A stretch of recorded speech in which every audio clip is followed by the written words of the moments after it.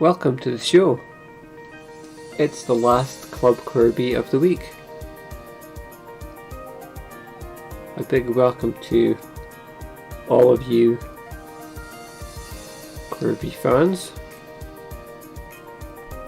I want to come up with a collective name for fans of Corbie. I was very tempted to go with Flockers, but I went to go look it up, and it looks like that might already be a name that fans of the Baltimore Ravens use. So I don't know. I don't know anything about American football, so I'm not sure if that's an actual name that's in use. Also, Flockers might be a bit too edgy for what is basically a PG-13 rated comic series. I don't know. We might need to give it some more thought. Anyway,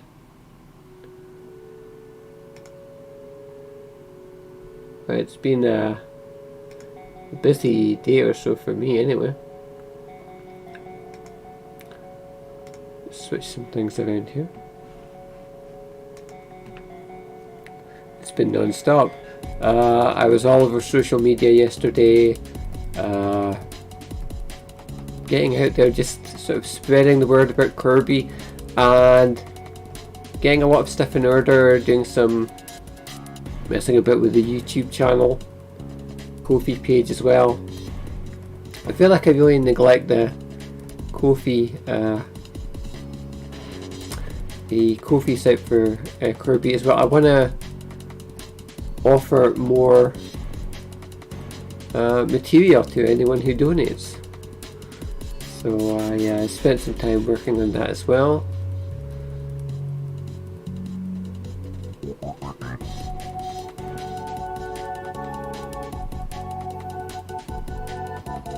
Okay, let's get started in terms of, we're going to lay down some colours for Maka as we continue to work on our poster art here.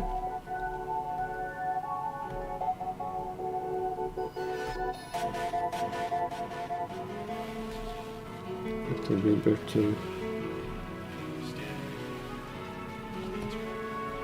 set that correctly. Okay, it hasn't actually picked up the colour. There we go.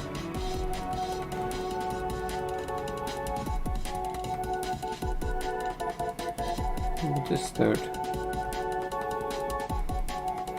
Yeah, so if anybody has a good idea for a name for what we would call fans of Corbie collectively, let me know. I'm all ears. Just the spot there. Again, we'll just go over the borders here, although we're kind of butting into Carlton's hair there. That's okay, we'll do a bit of cleanup afterwards. Right, so I don't even have to switch that layer off, we can just leave it on.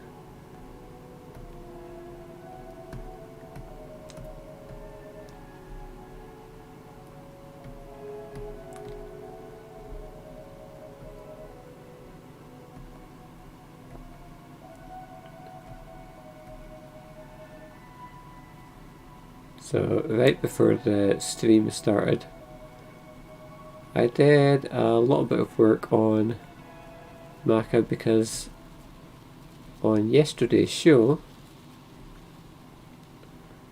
we were still working on the line art for a little while before we ran out of time. And then, you know, the show was over, and as I said at the time,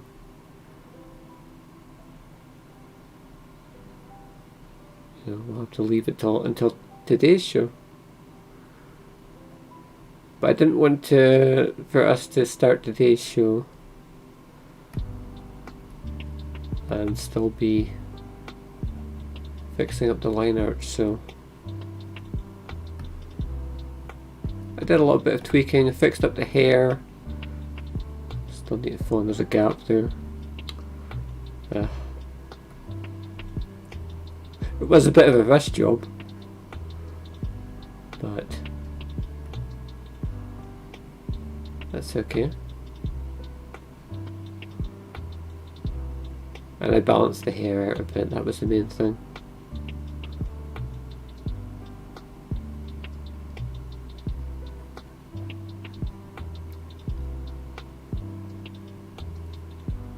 Yeah, I don't know what got into me yesterday. I was a machine yesterday, right through till from the time that I was speaking to all of you on stream, right through till about I don't know if it was like 1 or 2 in the morning. I was still going. Oh, that was the other thing that I did. I wrote a blog post. You can go to the Corbie website, readcmc.com, and you can read a blog post from me, and it's the spring 2020 update, not to be confused with the spring 2019 update, which is still showing on the front page of the site. That's how neglectful I've been about actually keeping, keeping constant updates on the site, adding new content other than the comic. As you can see, both the spring updates for last year and this year together now, but in any event, I wrote a blog post for the spring update and just talked about everything that's happened and everything that's happening in the world of Corbie at the moment.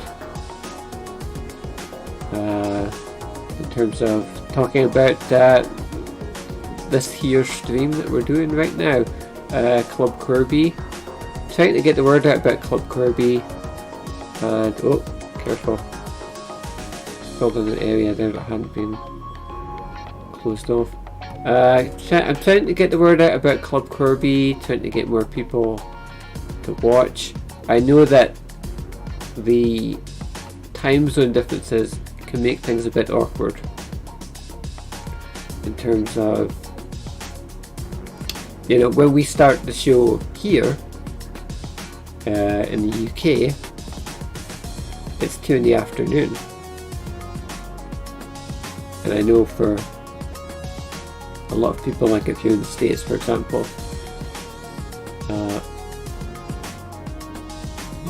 there's several hours behind us. I gotta be careful here today.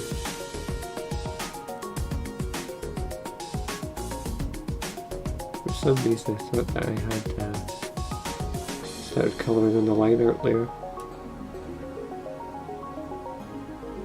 but we're safe enough. Okay. Yeah, as I was saying, I know the time zone difference is a potential issue for people in terms of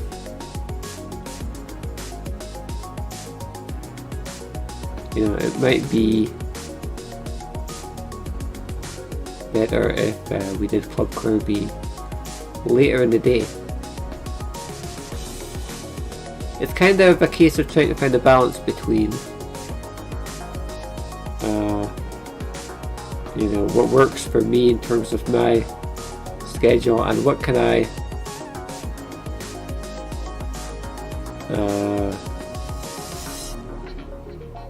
what's the word I'm looking for here now?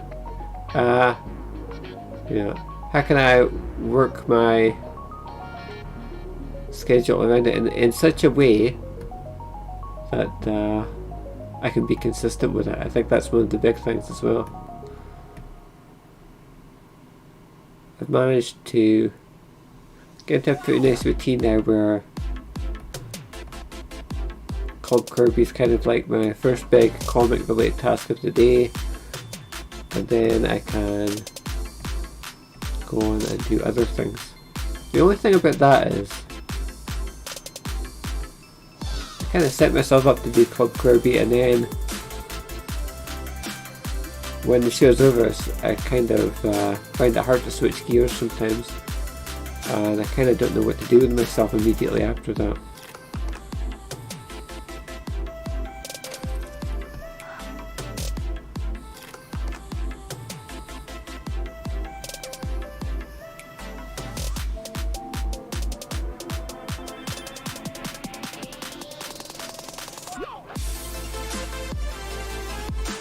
But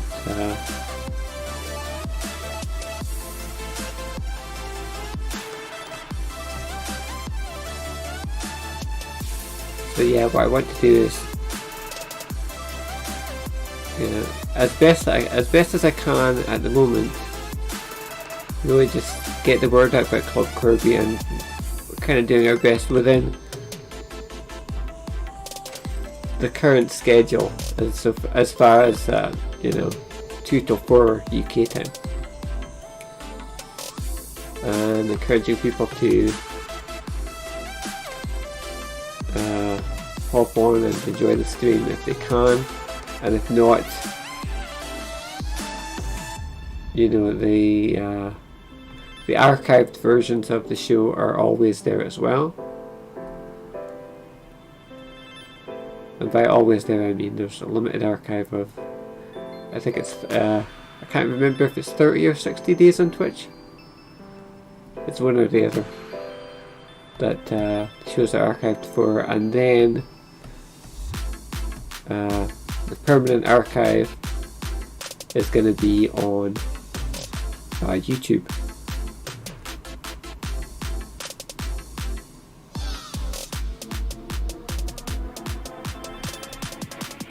And I want to encourage viewers who, if for whatever reason they don't have access to Twitch as well, or they're not Twitch people,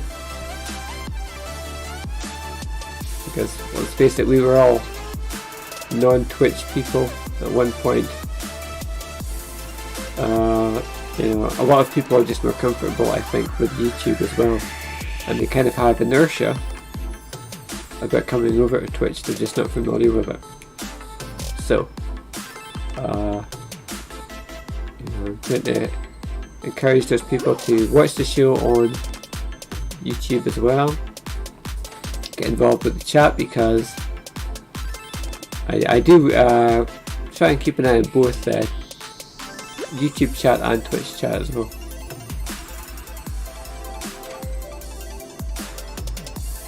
And so I talk about that a bit in the blog post from last night.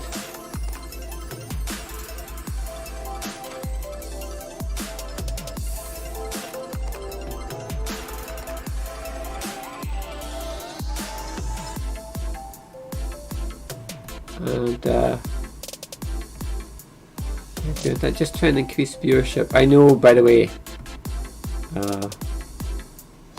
not all of my existing subscribers on YouTube are here for my art streams as well. You can't please everyone, and a lot of my existing subscriber base, I know, isn't here for art. They're here for whatever I was doing on YouTube 10 years ago. I'm gonna try and still create a diversity of content on the YouTube channel, because the YouTube channel is not just for Corbie content, although right now it predominantly is, but we're not just doing Corbie content on YouTube. I will be continuing to do other side projects as well. I still have another action figure related video that I filmed the footage for months ago, last autumn, and I've been so busy with Corbie that that just hasn't happened. So there are other side projects that I'm still hoping are gonna happen at some point. You can imagine that right now my priority is I want to bring in as many viewers as possible to watch the show, because we're doing 10 hours of streaming content a week, or at least on a good week, on Club Corbie, and I don't think that's anything to sniff at, actually.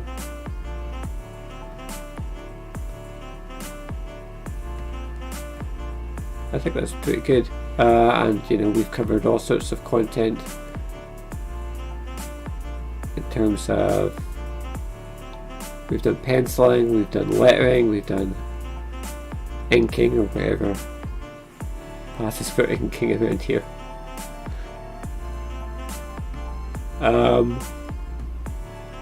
You know, we've talked a lot about the different processes that go into making comics, so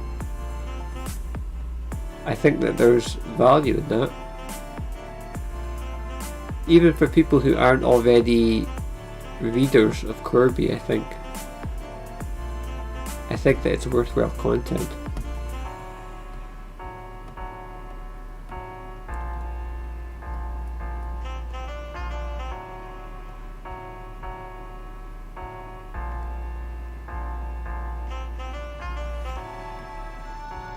So I would like to encourage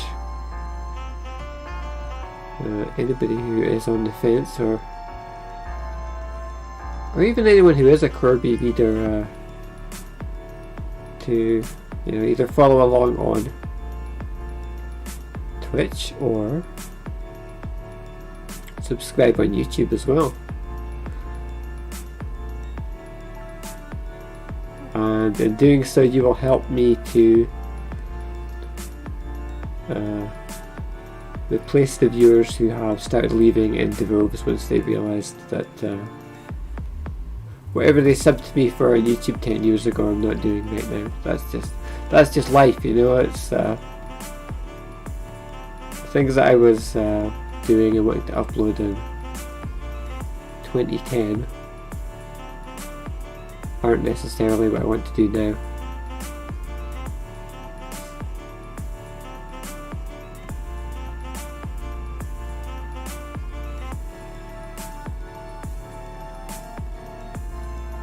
And it's not I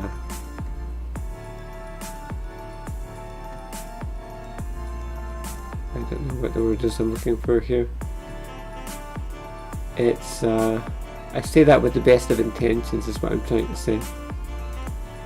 I recognise what we're doing here isn't for everyone. Everyone isn't a comic reader. Everyone isn't interested in art even.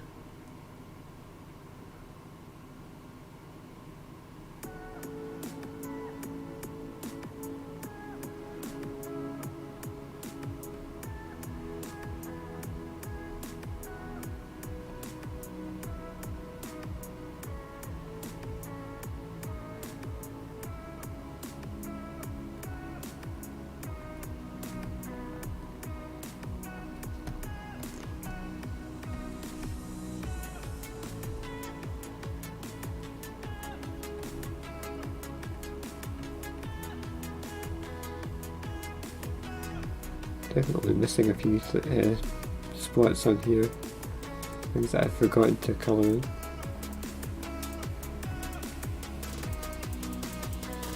So yeah, we talked about that on the blog post. Also talked about issue 4 of Corbie, which is, it's only a couple of months ago now, but it feels like much longer. I think with all the craziness that's happened with us all being in lockdown, I don't know, the world of just yeah, a couple of months ago, you know, it feels like an age ago now. But you know, Corbie issue 4 went up, and it was, as I said in the blog post, it's kind of the end of an era, because it was the last issue in the current format, and I don't know what the new the new format is going to be next. It's going to replace it, because I haven't really nailed that down yet. And as I said on this show the other day, I'm still kind of two minds about, do I want to do feature Kirby stories as like a daily comic strip, or is that going to be, am I going to be too boxed in by that? Is that too restrictive?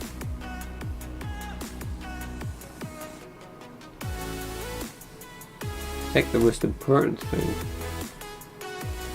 this is where my mind is at the moment, the most important thing to me right now is I need to come up with the format that is going to allow me to be as productive as possible. In what way can I produce you know, the highest amount, or the greatest amount of Corbie material?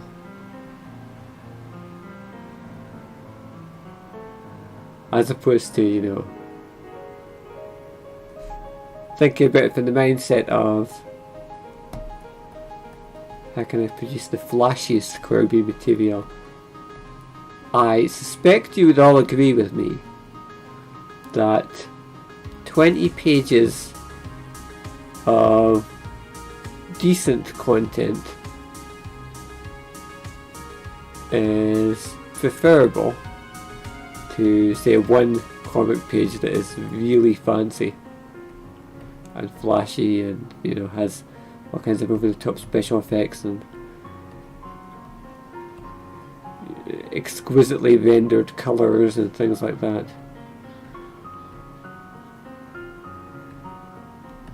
And similarly, you know,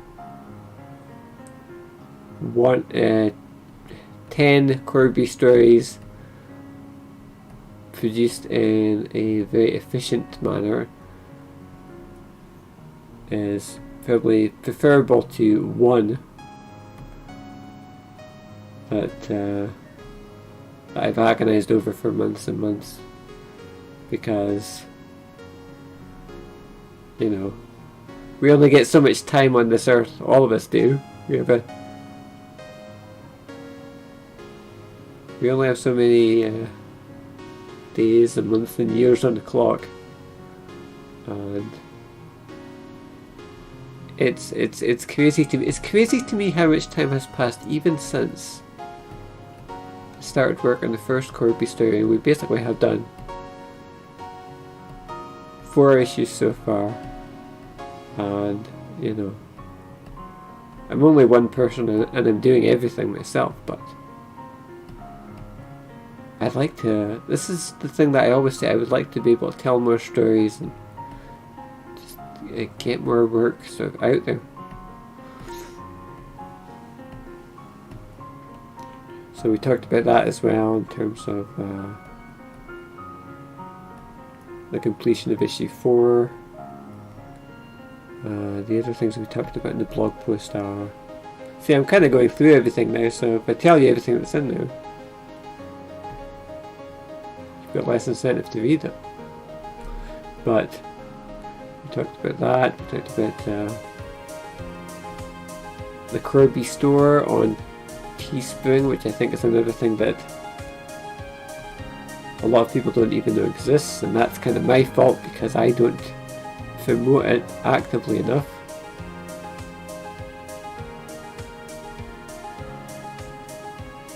And more fool me, because it's it would be in my best interests financially to constantly remind you that the Corbie store exists, and you can go there, you can buy official merchandise. I don't know where you'd buy unofficial Corbie merchandise, that would be really weird, but you can buy official Corbie merchandise. You can get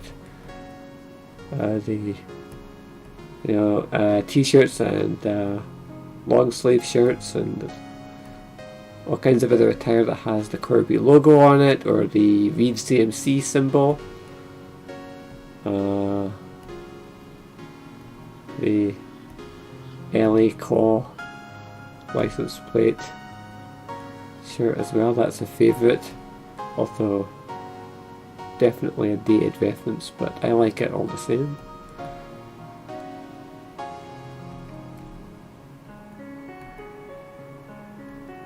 So I definitely have to do more things with the store, and when I get a chance, design some more items, and also do more promotions and things as well for it, in terms of special offers and things like that.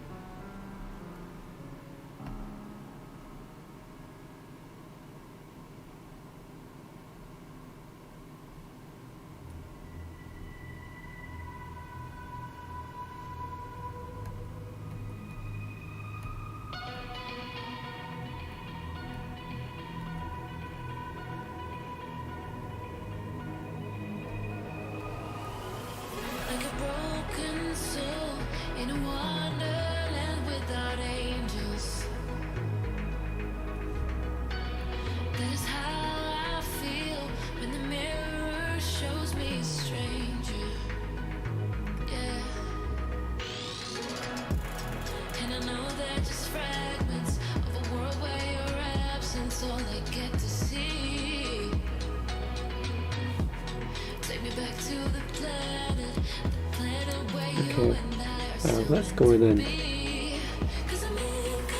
clean this bit up.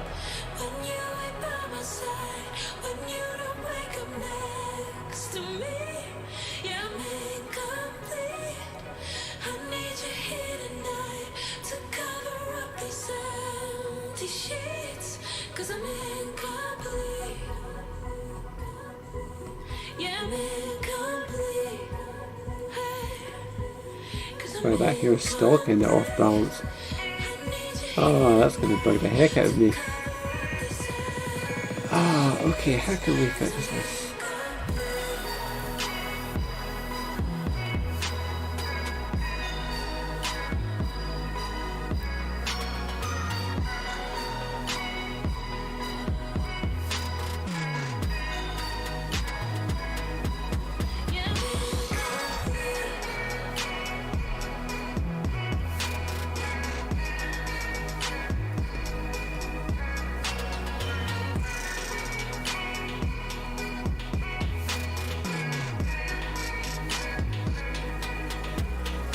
I think what we're going to need to do is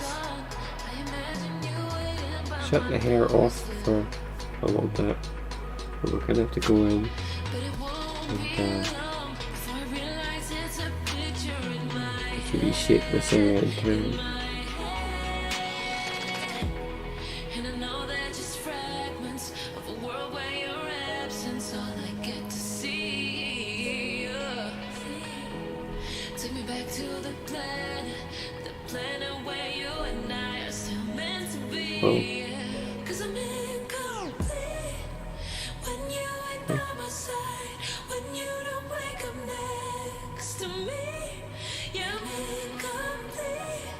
This is not on the liner layer.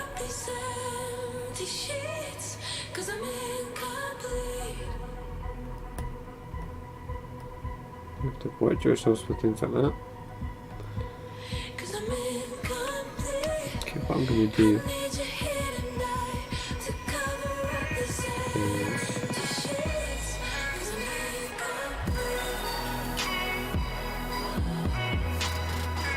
delete that layer and just fill in the selection on the correct layer, and it's still a bit wonky. That's okay, we'll fix it. I think part of the problem is that this arc that the hair is going inside here, it is splaying out at a very different angle than it is on the other side. So we need to reshape it. We don't need it to be an exact perfect reflection of the left side. But we do want to get it a bit closer.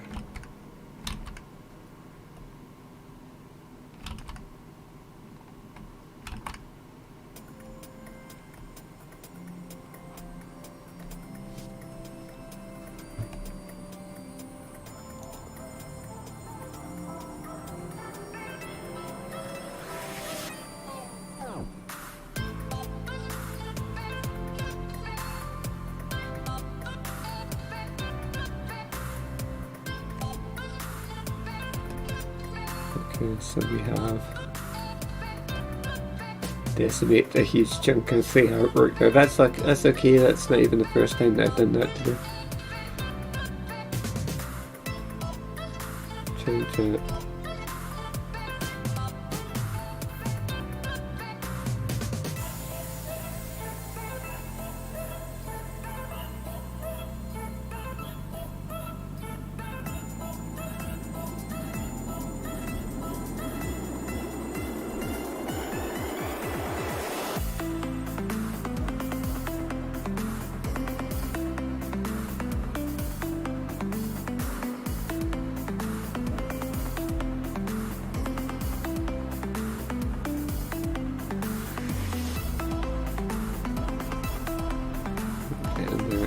Start to refine the shapes a little bit more.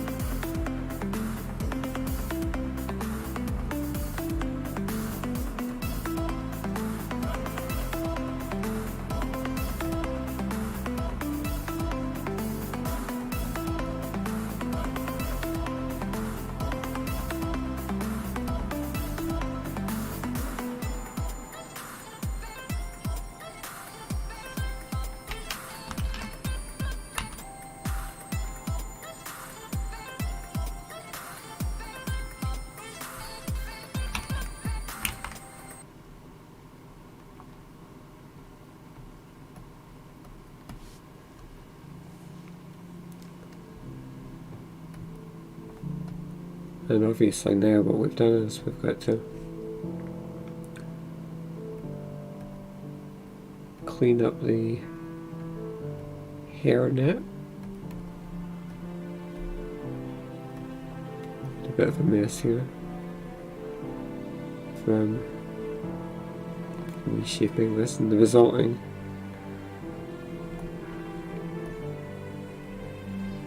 carnage.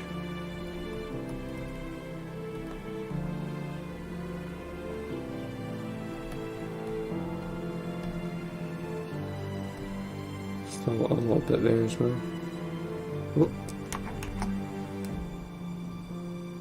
Make sure you hang the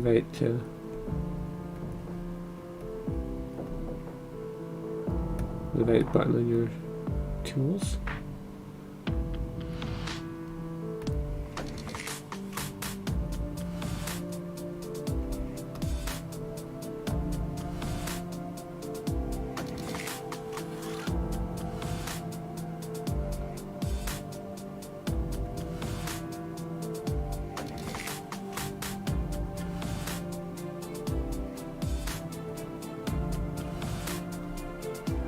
Oh, hold on.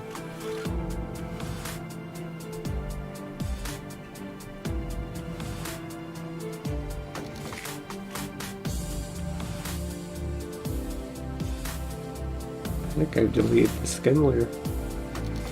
What the heck? Well, let's see, we've got clothes component, lips, eyes, the clothes. Just one little weird curl of hair.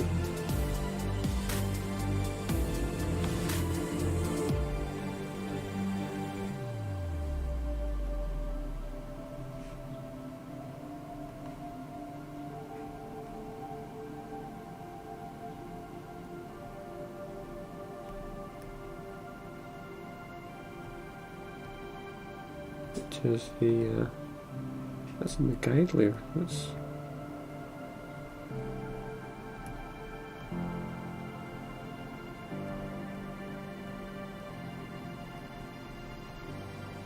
Yeah.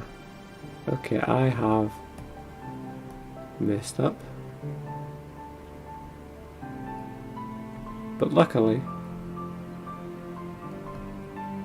it's a fairly easy fix because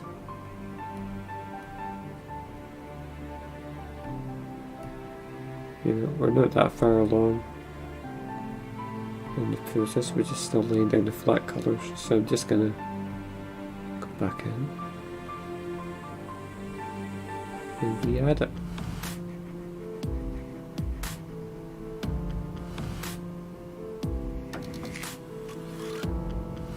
Not an ideal situation.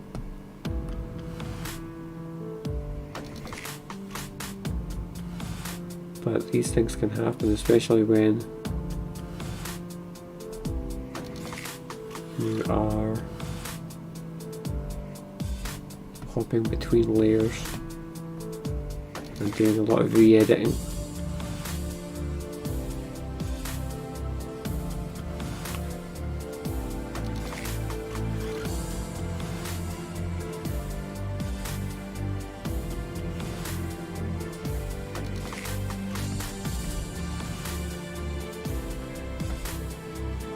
Spotting some gaps as well. I need to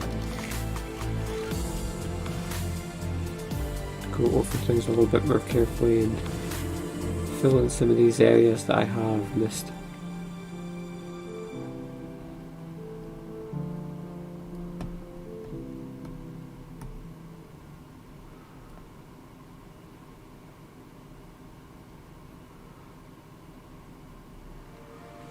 I don't know, maybe I've been talking too much today. I'm just a little bit sloppy in terms of my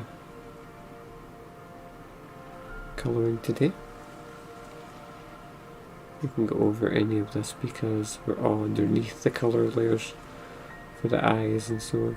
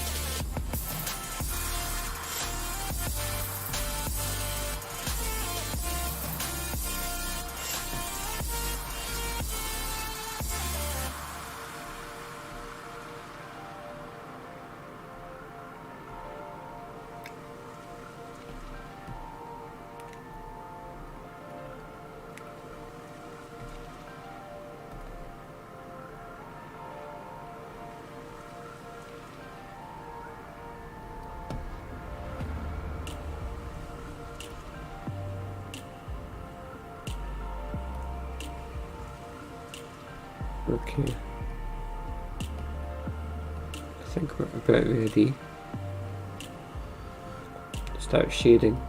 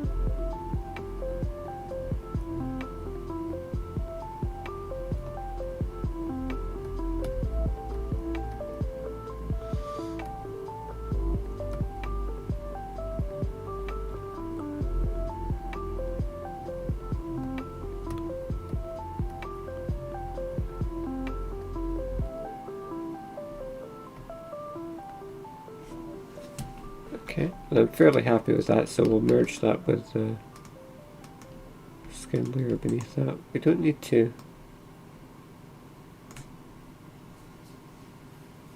do anything too flashy, and we don't need to, you know, start coming up with new ways of doing things. What you're going to notice is the way that I apply the shading for each of these characters is fairly consistent. The way that we've chosen to approach the light source as well is fairly consistent.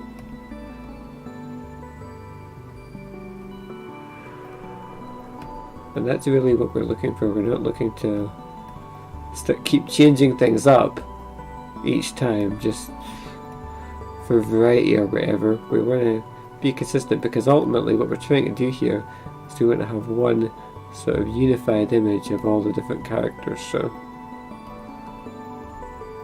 you know, we're going to resist the urge to do anything too advanced or too over the top.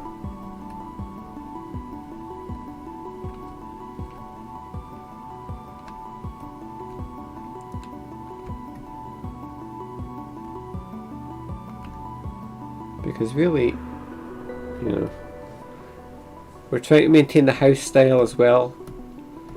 We're not, you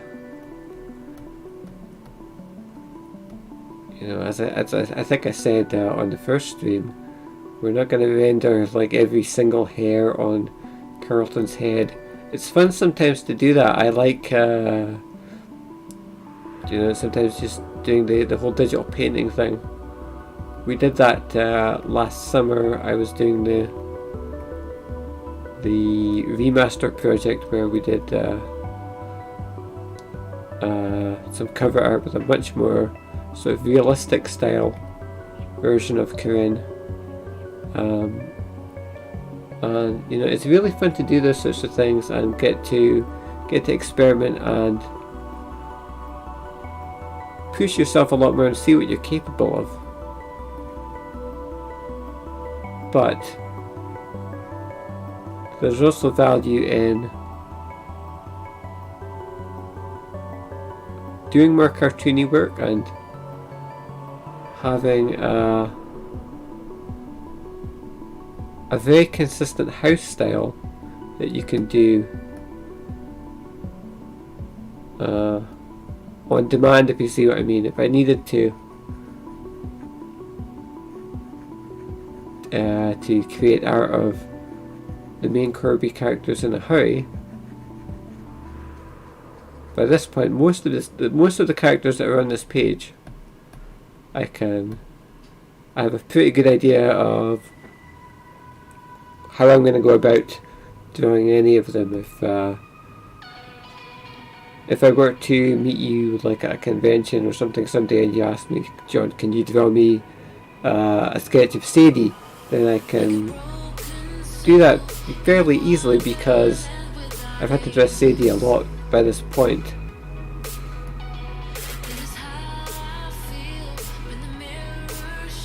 And it's the same with colouring as well. It's a case of from issue 2 of Corbie onwards, the colouring has been a lot more in this sort of vein. And that's really what we want for something like a poster of this. We want the characters to look recognisable from how they are in the comics. It would be a very odd decision for us to go and make a poster of the cast of Corbie and draw them or colour them in a style that didn't match what they looked like in the comics. So.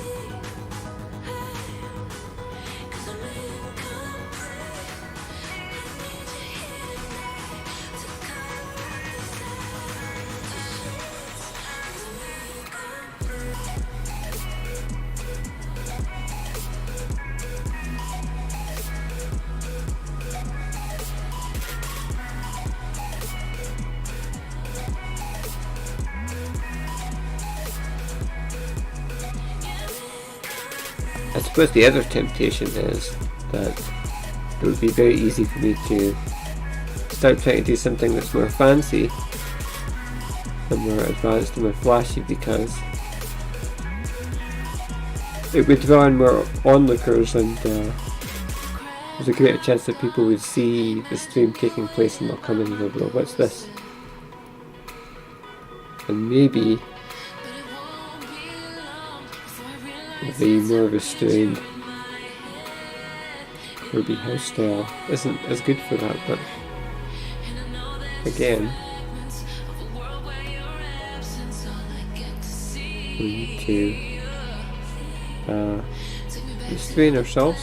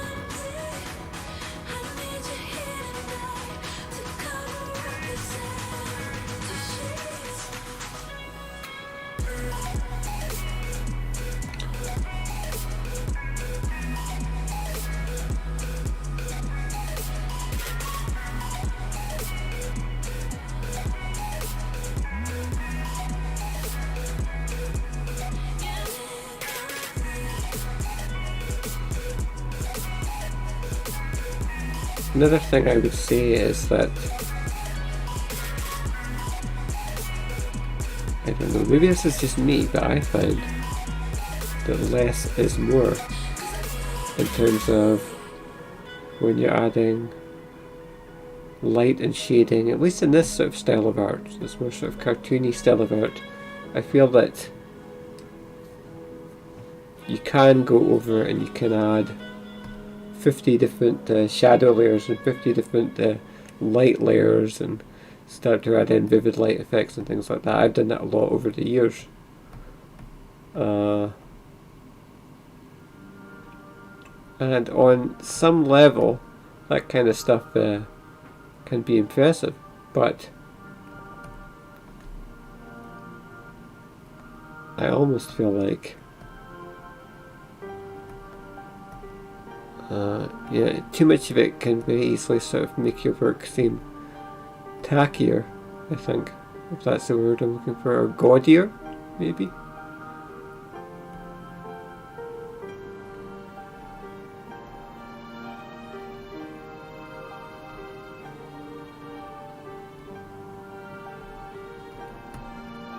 I suspect that it's a lot like what I was talking about a few days ago in terms of how I think that when I'm doing the pen illustrations that we were doing for the daily strips, and I felt the need to render lots of cross-hatching and light and shadow effects and everything rather than just letting the art speak for itself. And I wonder if you're really sort of just revealing your insecurity about your work when you do that. Just something to think about, I don't know.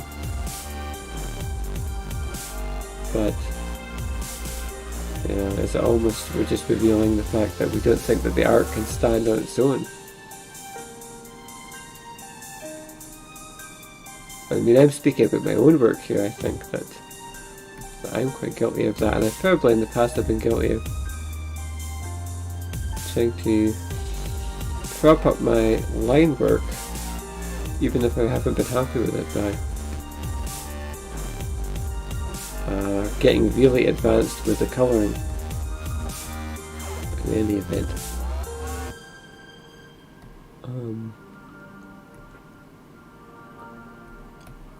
don't know there's much more to do. There's Maka here. I think that we could fill in that gap there because that's bugging me. I know there was a little gap up here. Just spotted some of these things as we've been going.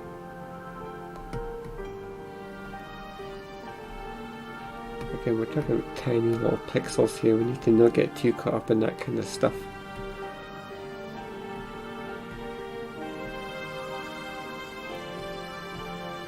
But I am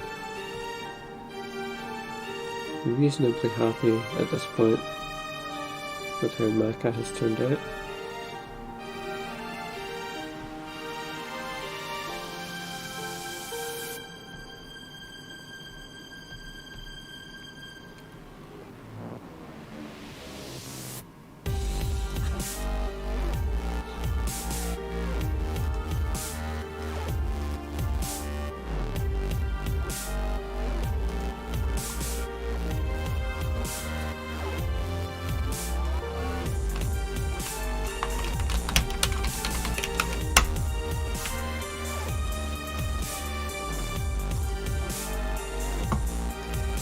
I've been using the American spelling of colours on everything lately because I don't know, I feel like when we're doing Corbie stuff, when we're doing a comic about characters who are mostly living and residing in America, and it's an American story, and most of the audience is American, and I feel like in the spirit of the series I should use the American spelling, but the end result of that is that everything is constantly telling me that you misspelled colours, and it's like, well, I know.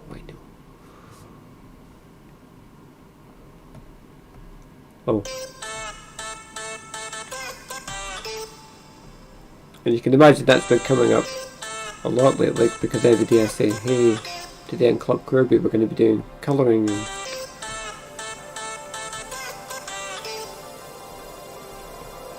just one of those things. Okay, we're going to save, and the next thing we're going to do is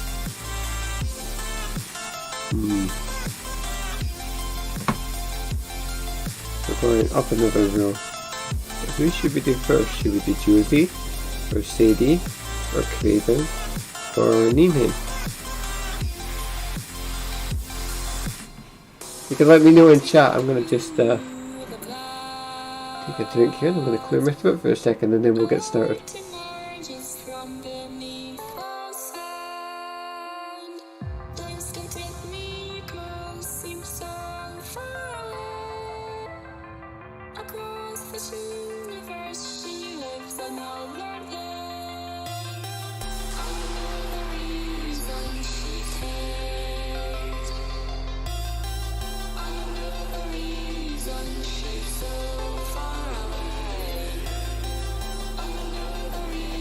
Ooh, we're halfway through the show already. Whatever we do first, we're going to have to do cleanup women. I think we're going to go left to right, and we'll start with Josie.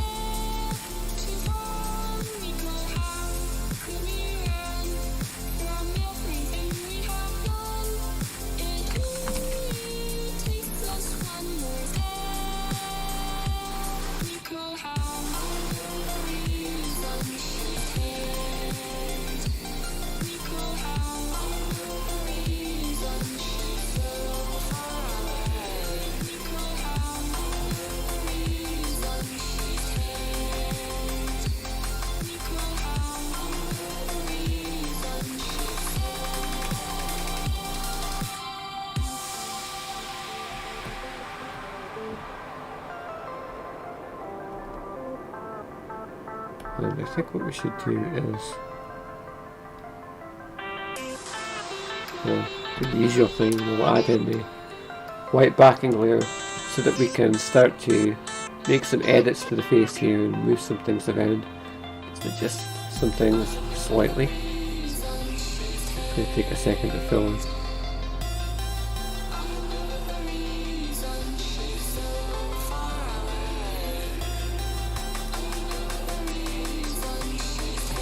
Oh, that's the wrong colour. Okay, easy fix.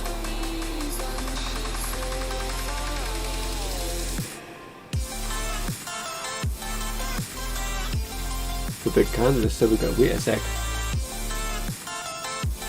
We turn out the lights.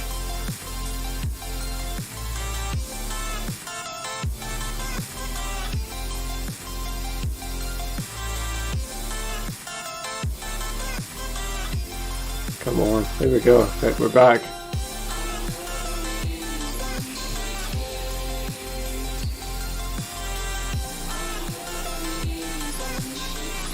Okay, yeah, we're going to start to move some things around. I'm actually quite happy with the face here. Up the mouth is a bit bigger than usual. Sometimes that works.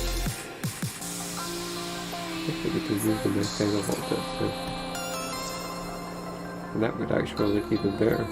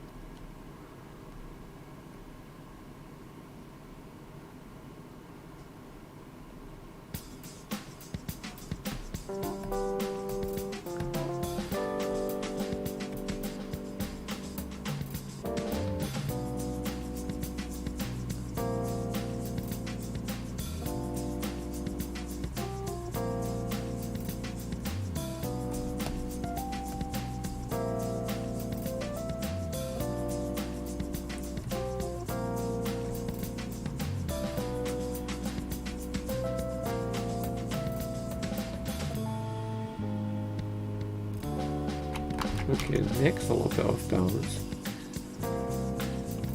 And the collar.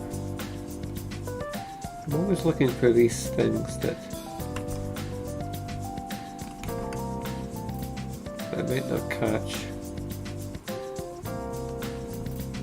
At the pencil stage or even at the inking stage.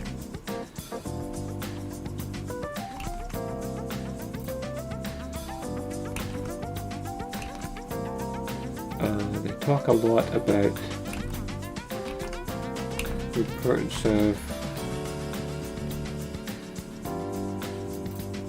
trying to keep your art balanced. You know, so much of when you're drawing people, you want to try and keep the right side of the body balanced with the left side. Most of us have 2 ears, 2 eyes,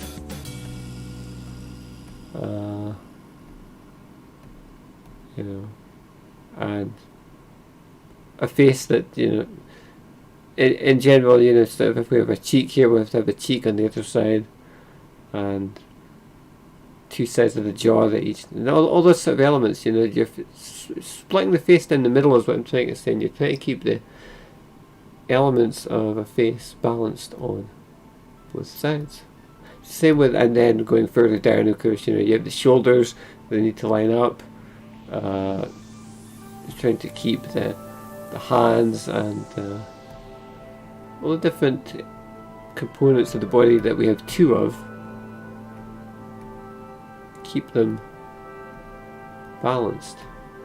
And even as we talked about in previous streams as well, keeping the size of the hair balanced. In the case of Josie, she has the hair that very distinctively pops up a bit on one side, so this is a bit of a different case, but usually we're trying to achieve symmetry that's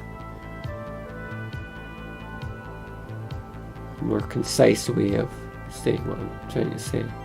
And I talk about that a lot because I really find that historically, and this is me talking as an old man here and somebody who's been actively drawing since, you know, God, I dare not even say it. Somebody who's been actively drawing for the last 25 years?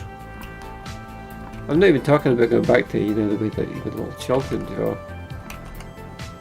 But somebody who's been actively drawing and cartooning and such now for, yeah, since 1995. Oh my god, it's been a quarter of a century, what the heck. Okay, yeah, as somebody who has been doing it for that long, if you were to ask me, you know, what is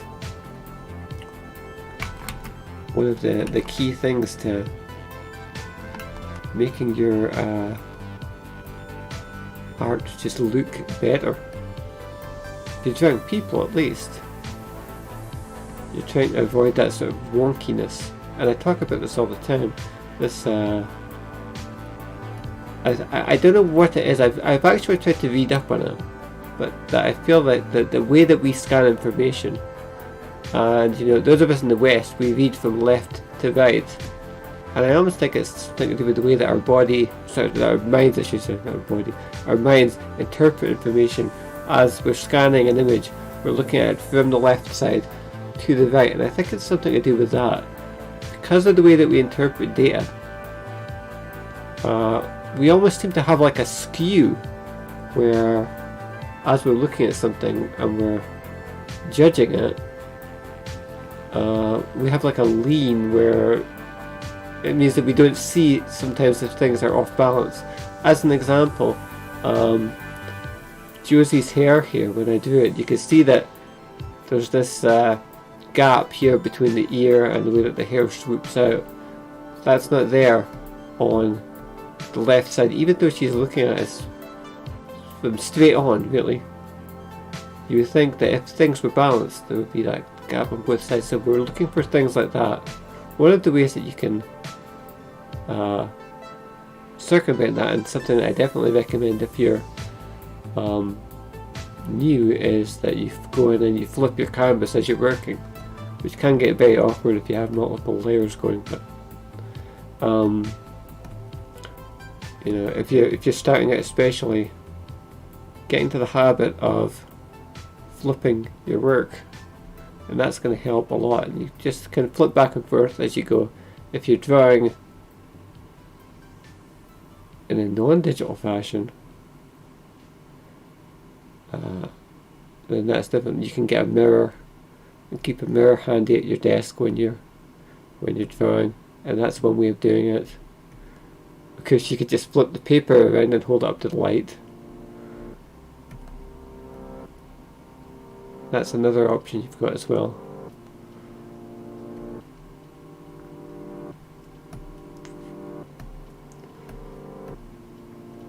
But after 2.5 decades of doing this, for me now, it's something that I look for instinctively, is those sort of areas like Josie's hair here. Even now it's a little bit off balance still, it's not quite even on both sides. You maybe don't need everything to be perfect, but I think you're going to find that if you make the effort and just go in and try and get it closer to being balanced, that is going to just make your work feel better. It's going to, even maybe if it's something that you otherwise wouldn't have been conscious of.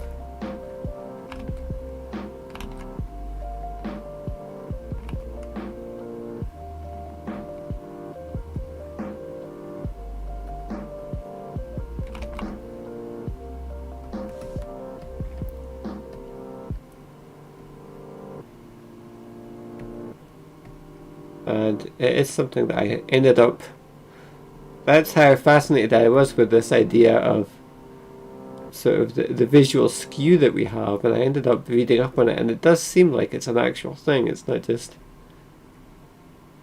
my imagination.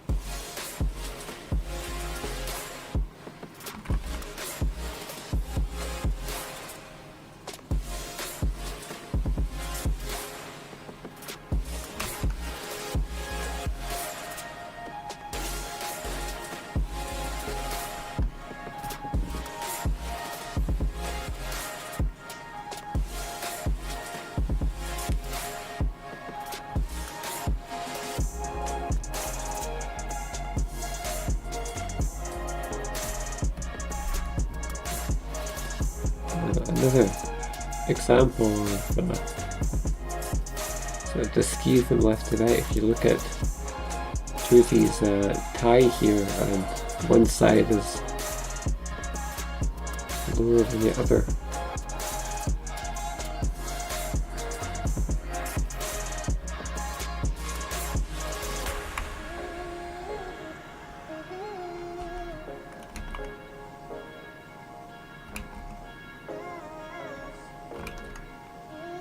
And yeah, some of that's probably because we have that sort of...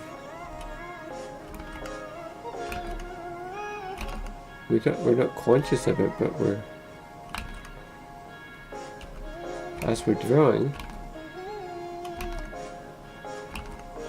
we're just subconsciously making things just slightly off balance. Just as our brains are interpreting the data, and we're making one side sort of droop a bit, and we're looking at it, and our brain is telling us that that's okay.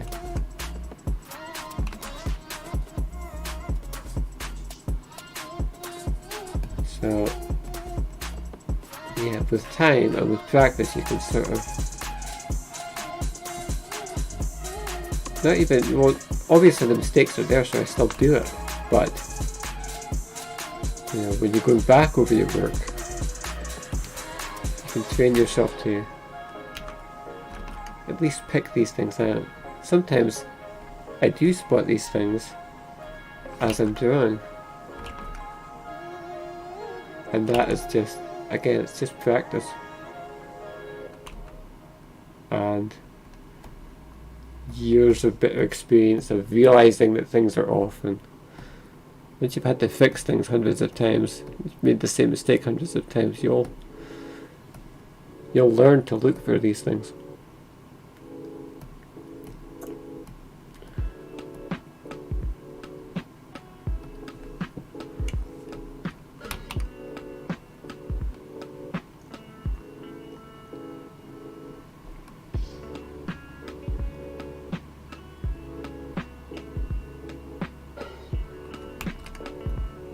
Jaws being really lopsided is a big one for me.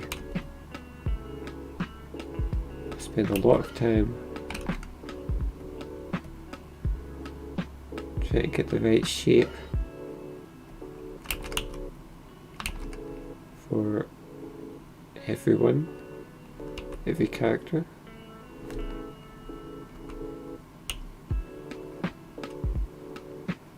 Further complicated by the fact that, typically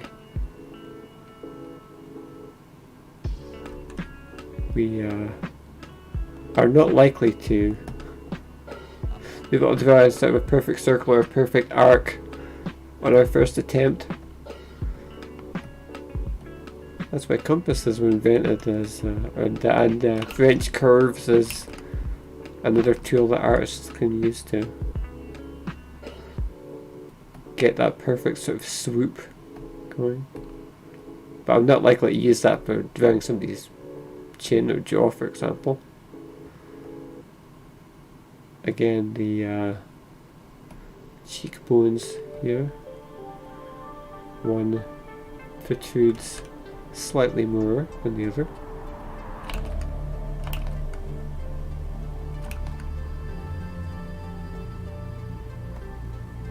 I'm going to keep hammering home about this because I don't think that I see artists talk about this an awful lot.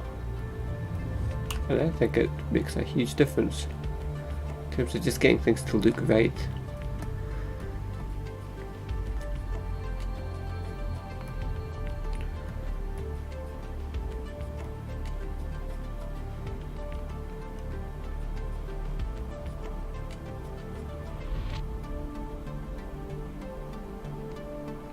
When you see me making corrections here, a lot of the time that's what I'm doing. It's just saying I'm looking at one side and looking at the other, and I'm saying this side is off, and making a judgment call sometimes on whether or not I want to go in and make that fix. And usually I do because I can't help but meddle.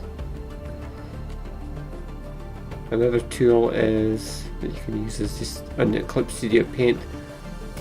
Press on the ruler at the top, drag down, use the guideline, and you can see if you have something that's supposed to be straight across the page, is it level or not? Josie's collar here on one side drops all the way down here, but look at this big gap on the right collar flap. There's all this real estate where the collar should be, and it's not down that way. So once we swipe that away again, we don't want to create a guide layer.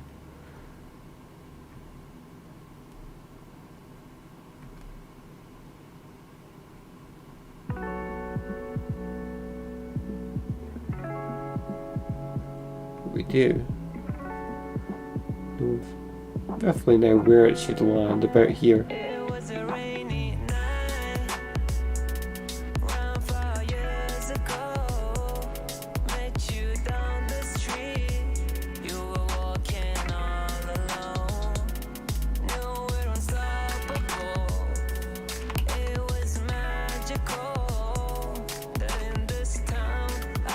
And again, just getting the two sides of the collar to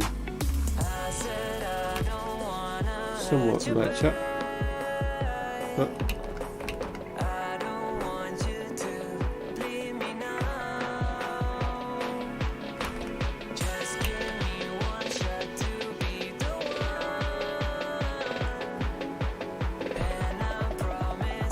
add a little bit of black underneath the collar as well.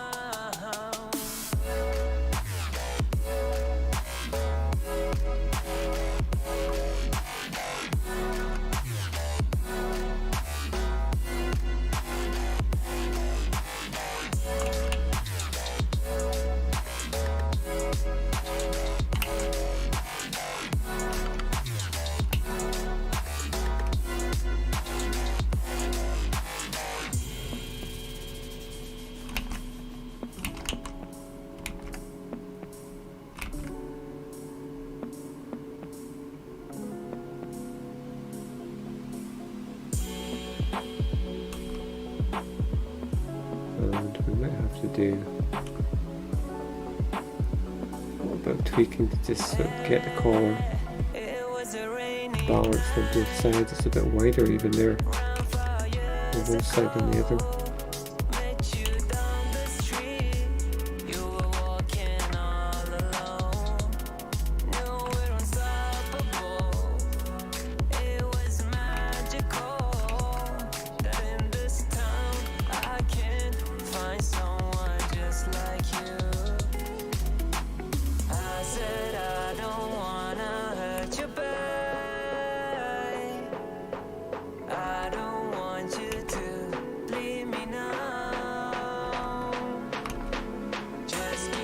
Are we going to get it exactly right on both sides? No.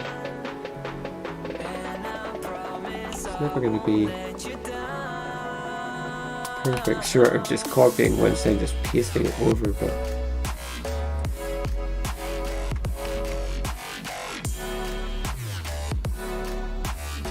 that is at least a bit closer. I mean, as much as I'm stressing here the importance of trying to create balanced images, there is a limit to it, and if we get to the point where we are just agonizing over the fact that every pixel on the left side of Josie here is not identical to what's on the right side, that is the way that madness lies. I always stress that you're trying to do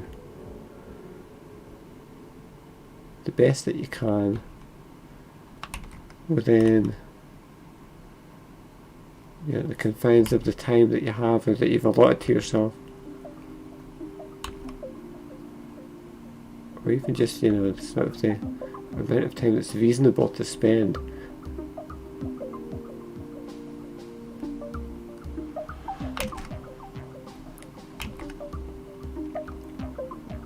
On a single little portion of any given image.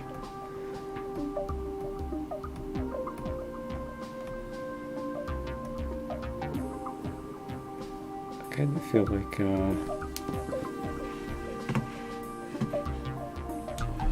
hold on, I've got to go check something.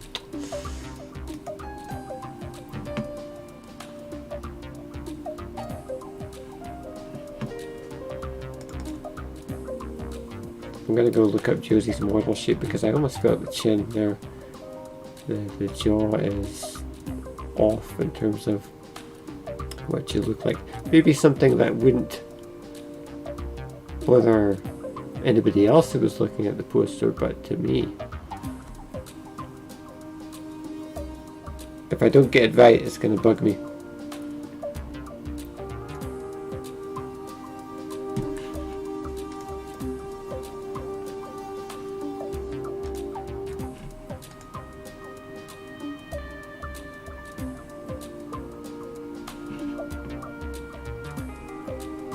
So I went to go load up Josie's model sheet here, and it's loading in a different application and it's taking about 10 minutes to load. I could have just opened it in Club Studio Paint and that would have been quicker.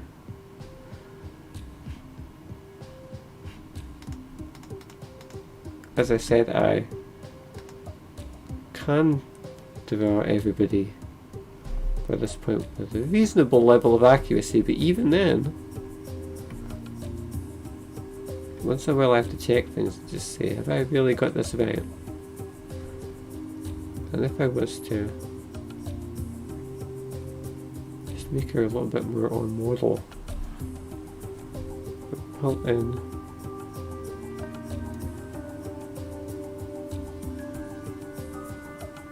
draw a little bit more.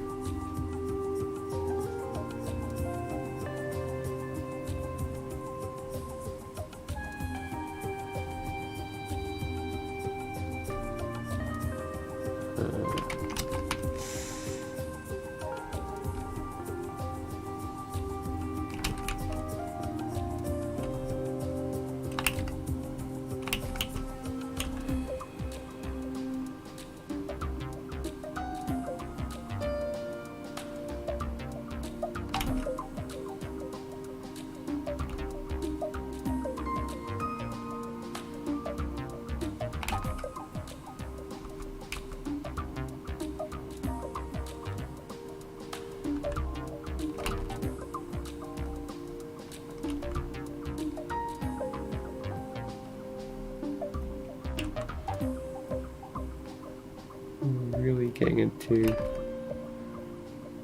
sort of crafting it out, peeking out bits and pieces of the image here to get it exactly right, but that jaw there is just a little bit more sort of chiseled, a little bit less doughy, and it's much more in keeping with Josie's model sheet.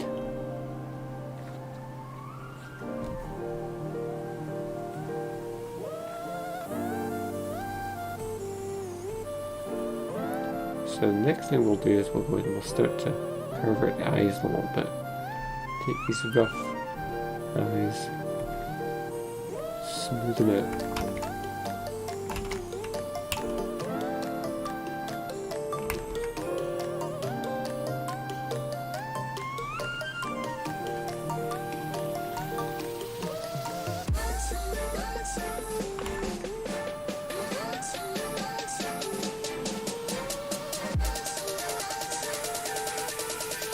I have to say,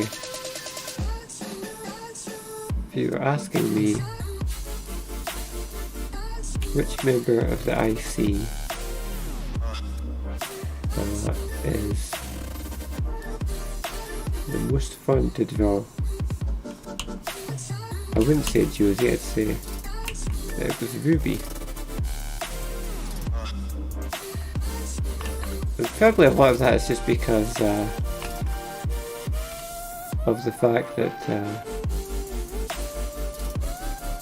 Ruby has the kind of the crazy sort of flowing hair, and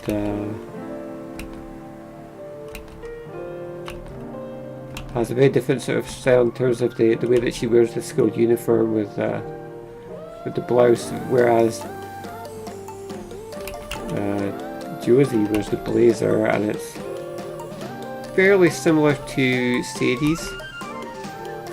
And so, you know, if you have two characters who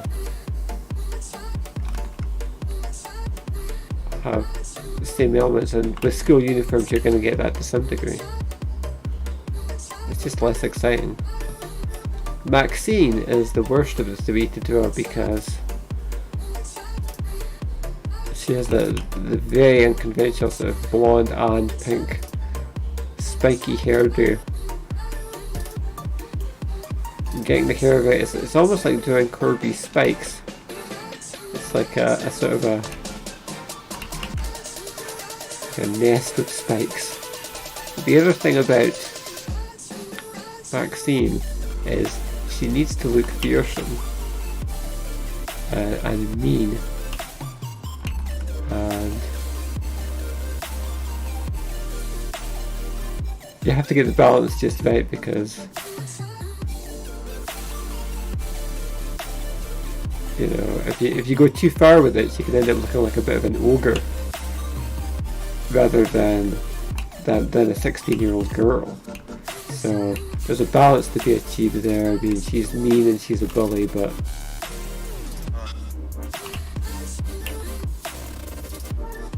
can't go too far with it.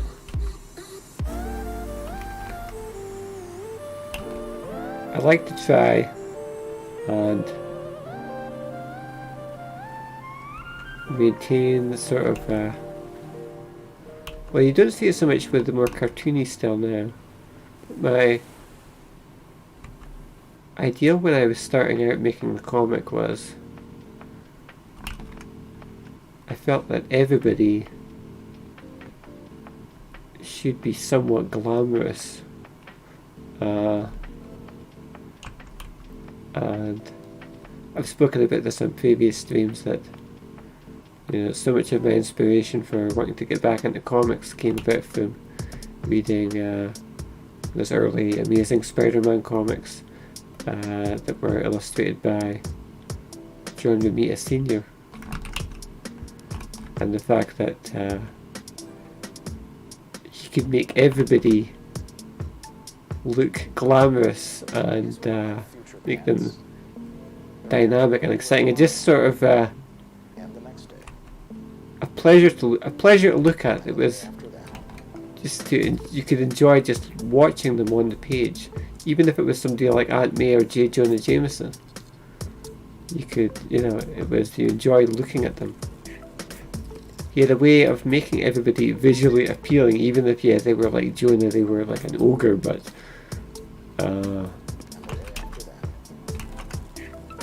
it was still a pleasure to read, and that really stayed with me in terms of what I want everybody to look like. I want everybody to be visually appealing.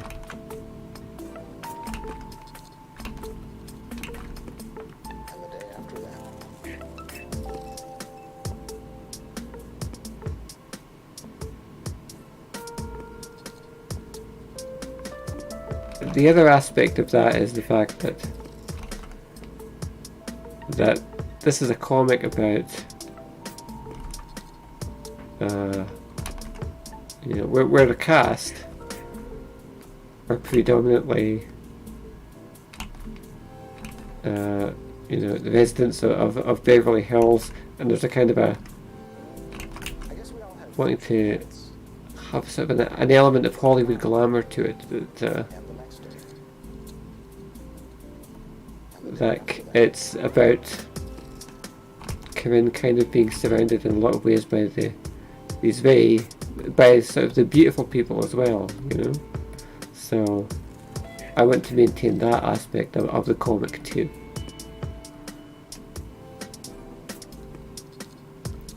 So basically what I'm saying is that my idea about my aesthetic, even when you're drawing just in this sort of very cutesy, cartoony sort of style, which is what the Corbie house style has evolved into, is that everybody should be pretty, even if you know, like Josie has the scar on her face here, and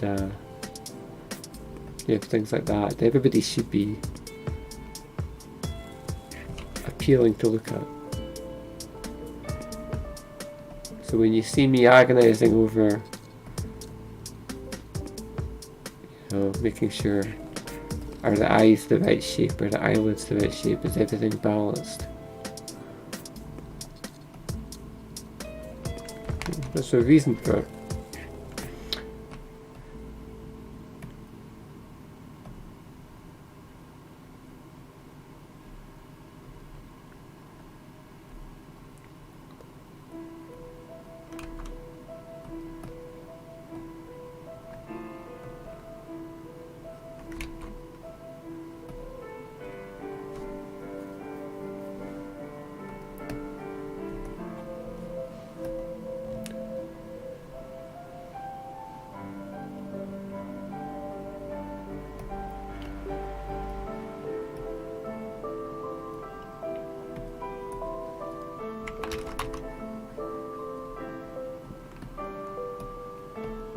I'm just gonna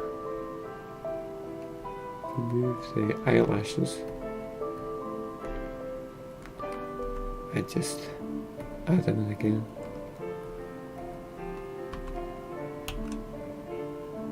And that's gonna help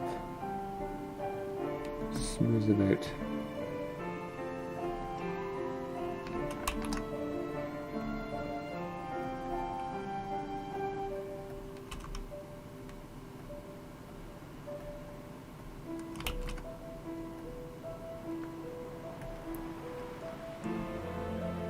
I feel like I've been very talkative on stream today.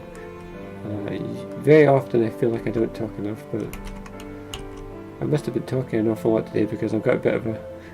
the throat's a bit rough now.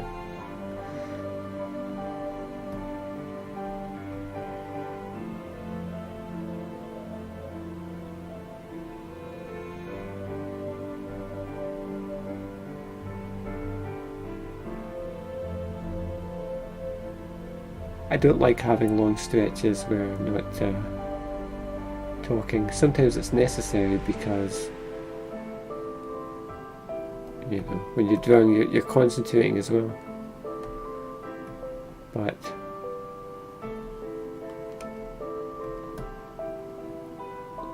you know, one ear's a bit bigger than the other.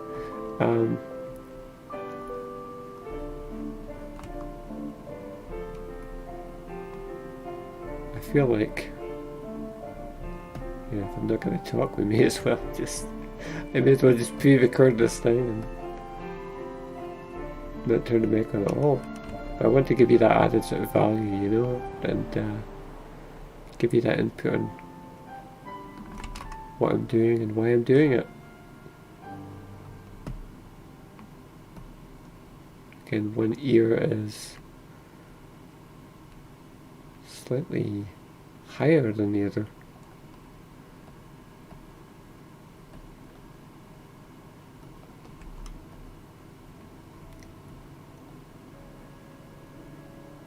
So sometimes you've just got to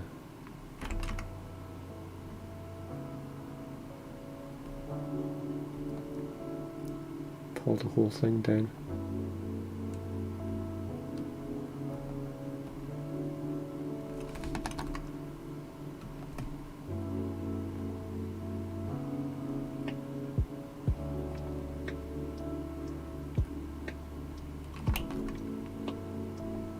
A little bit more even than that. A bit there. So we've got to get a move on, because if we don't get started colouring Josie soon, it's going to be another one of those shows where we only actually get one character coloured.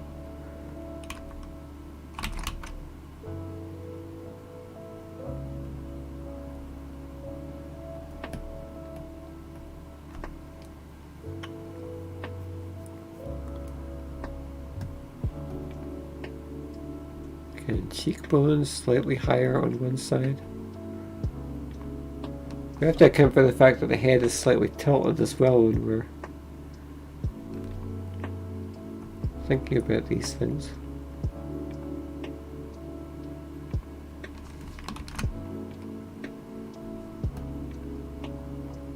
So let's result in us having to redraw a bit of the image.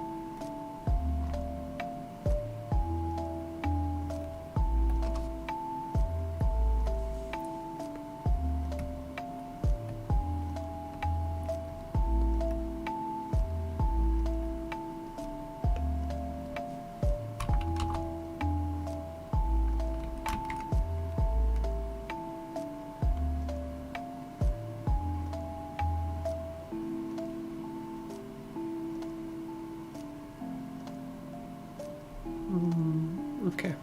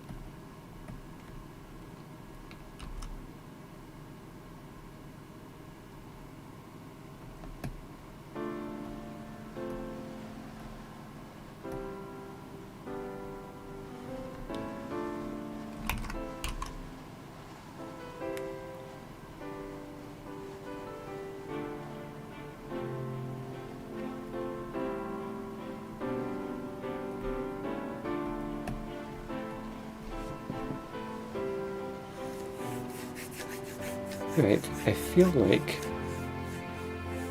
what least got this up to a reasonable standard where we can start to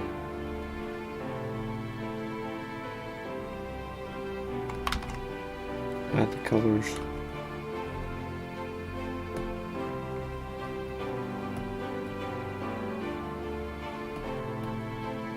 So we better not waste any more time. If we can get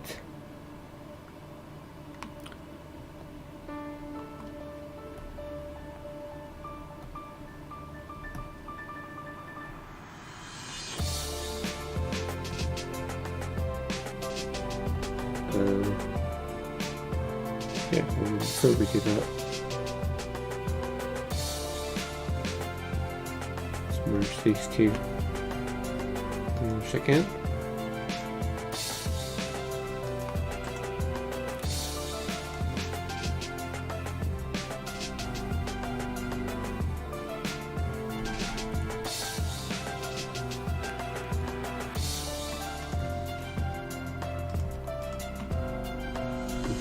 We're going to power through this.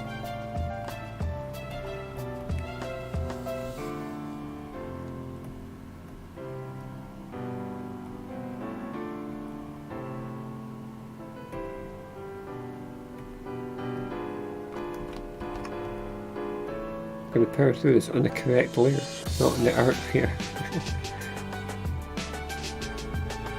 Again, we're going to go over the hair here because we're not messing around. We've got a lot of ground to cover. And we have about 15 minutes before the end of today's show.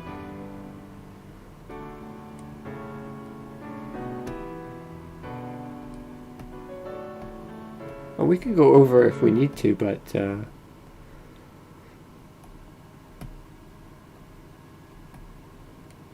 would rather that we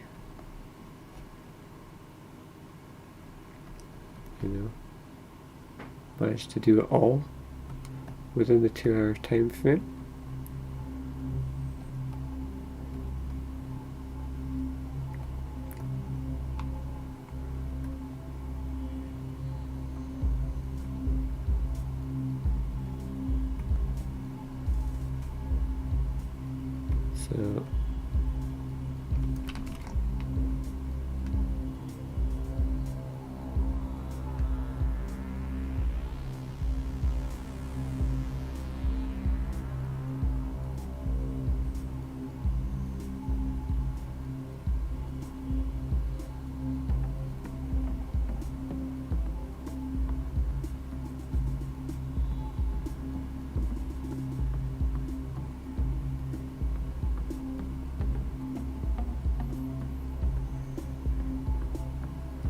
So we're going to have to go back a step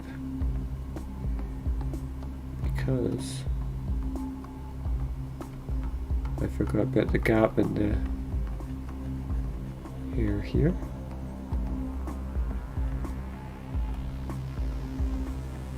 And indeed, we're going to need to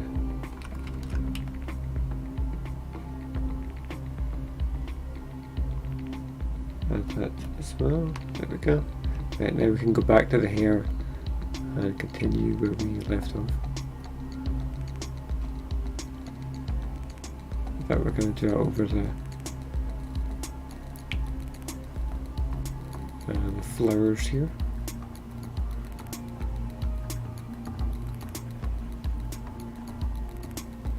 Again, we've got to cover a lot of ground very fast, so we'll worry about those little decorations later.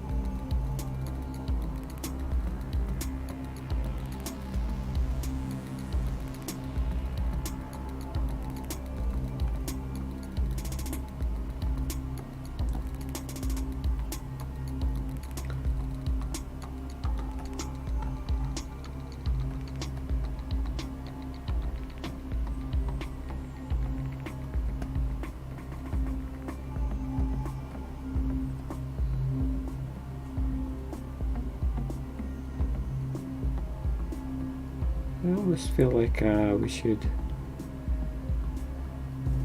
go in, and in keeping with the way that we added in Maka's hair when we did hers, we should probably add a little bit of detail as well. The chat just got swamped with bots asking me if I want to become famous.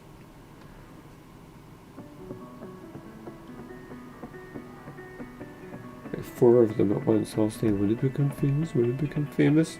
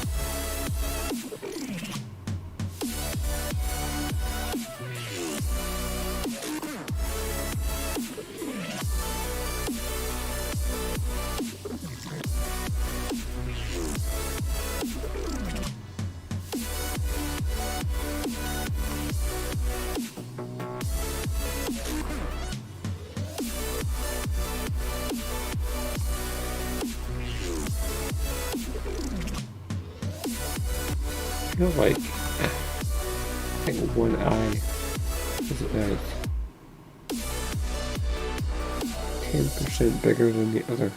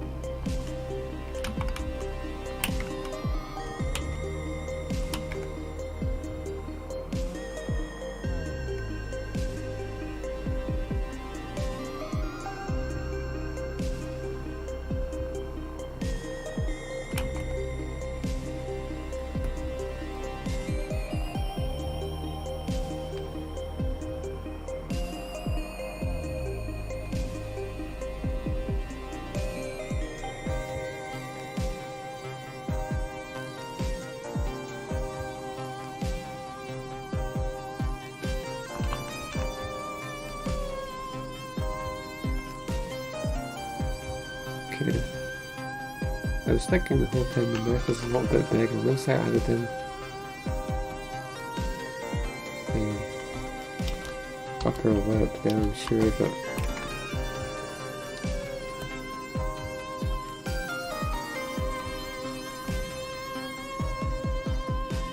and actually lower half of the nose as well, just a little bit.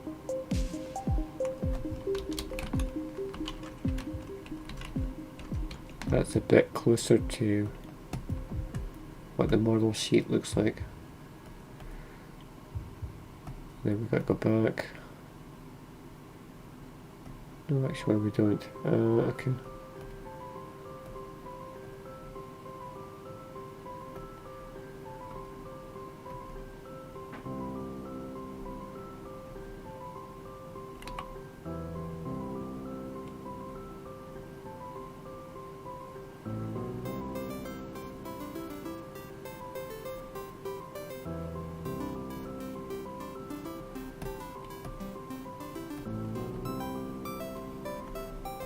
Might need to smooth this out a bit.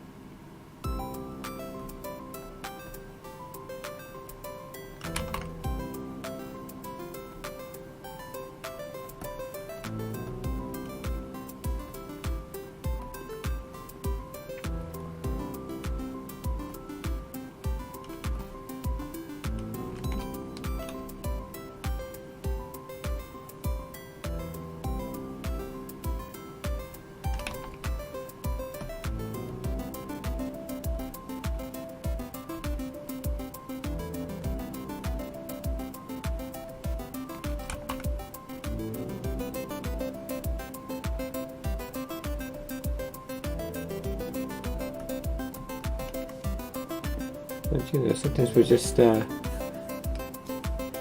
tweaking things just a little bit until we get things exactly the way that we want them to look.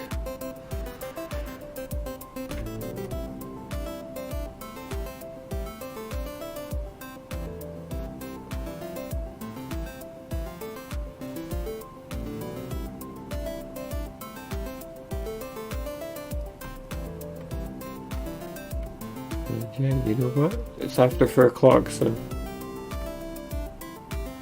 technically that should be the end of the show, but we're still close.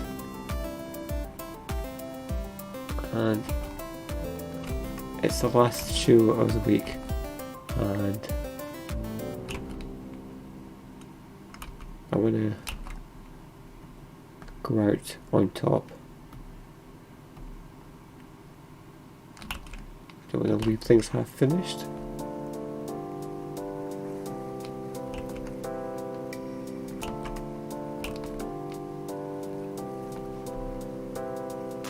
So I think we should keep going. I mean, we're so close now, so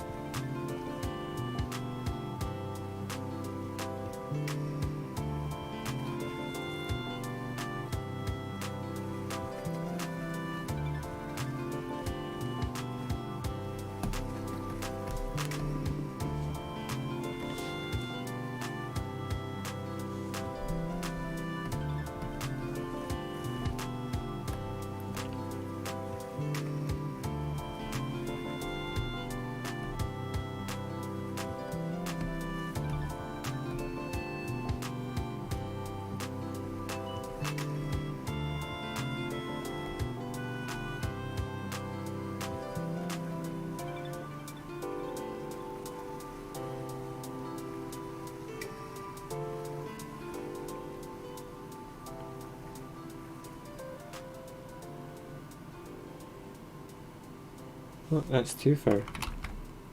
I need to stop here. There we go.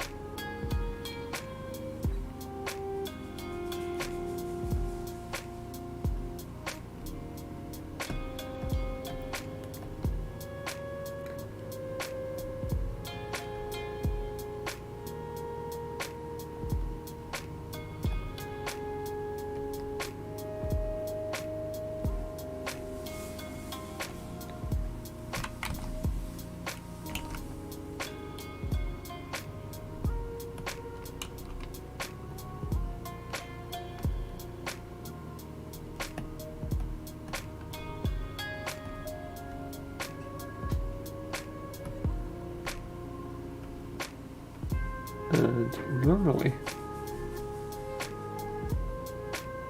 We would just draw the blouse in white, but because we're working with a white background, at least for now, I'm going to use a very light blue. And in fact, yeah.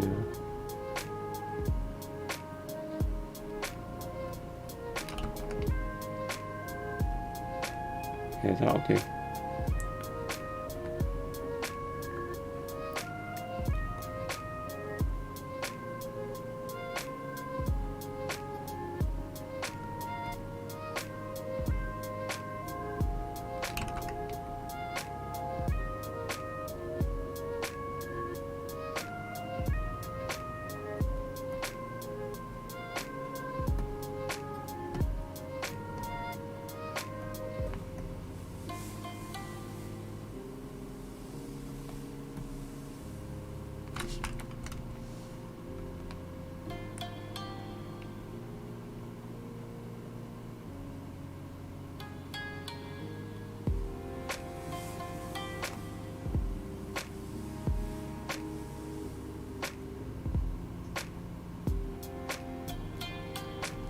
And I'm going to go over the lines a bit just so I can make sure I'm not missing anything, and I'll erase the excess off there.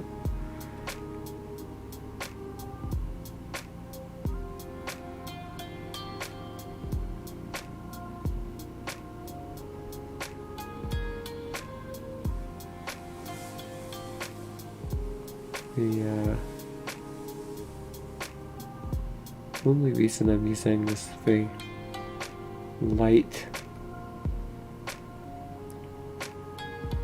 extra pale sort of bluish greenish colour is because of course the canvas is white, so it's just to help us see what we're doing. I might colour correct that before we are done with this piece. The same way I did the same thing with Carlton's shirt, with the inner part of Maka's outfit as well, and we'll do that there. I haven't done it with everything, obviously. If I have like eye whites or something, just filling those in, but for now we'll just use that. Oh, similarly,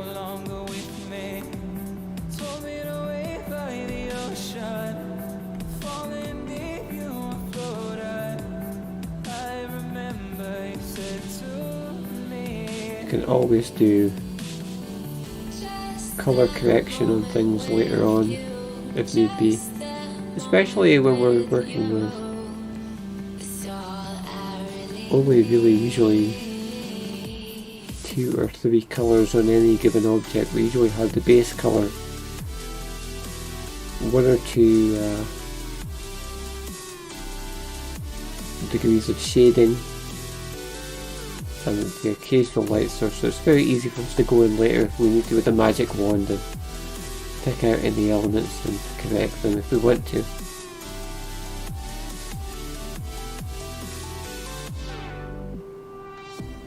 Fingers trace when you would sleep beside me, conversations in my sheets, body to body. A sudden hit to my blind side, like a ghost I couldn't find. I remember you said to me, nothing's gonna break us, this love will make us, nothing's gonna break. Yeah, nothing's gonna break us, this love will make us, nothing's gonna break.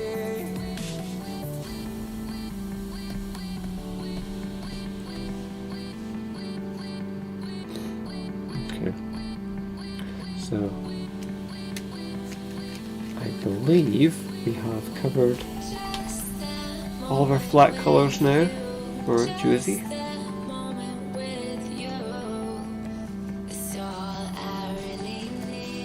If we merge those all together, well, we won't merge them all together, but we'll do this. you know, ended up for a minute at a time. Oh, that reminds me.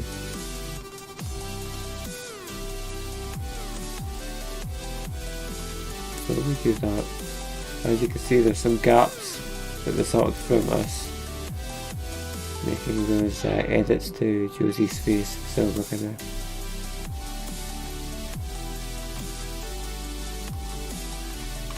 not fill the whole canvas, but we will make a little white backing layer.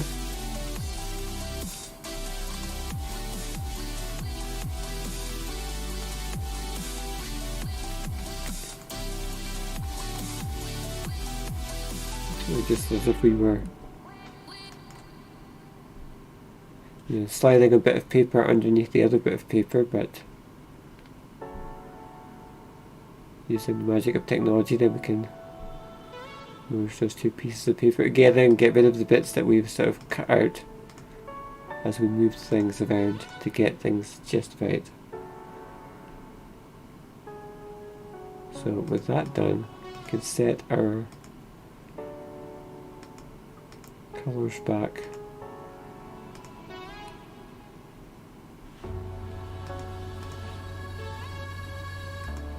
And start to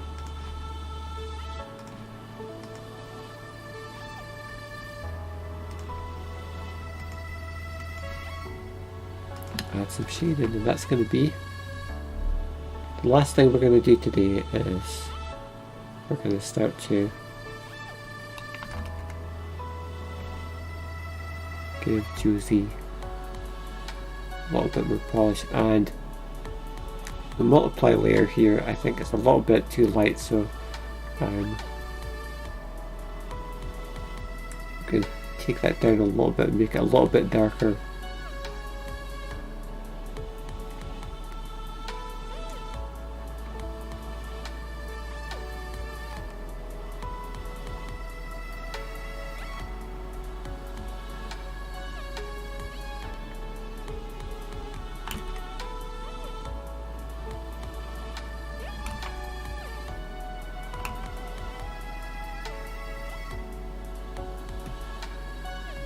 Very simple.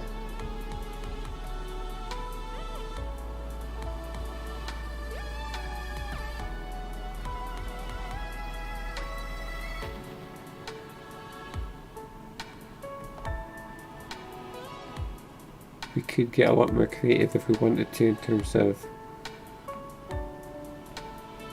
you know, light sourcing and doing very interesting sort of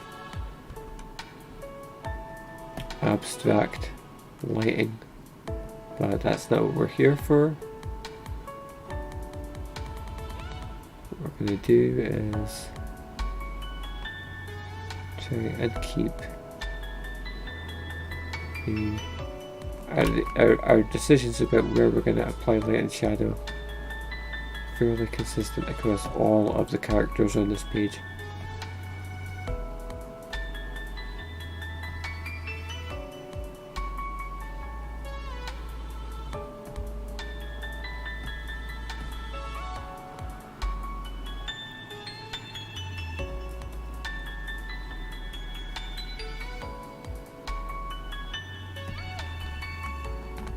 I don't even think we need to add any more sort of shading beyond that. I think that'll do.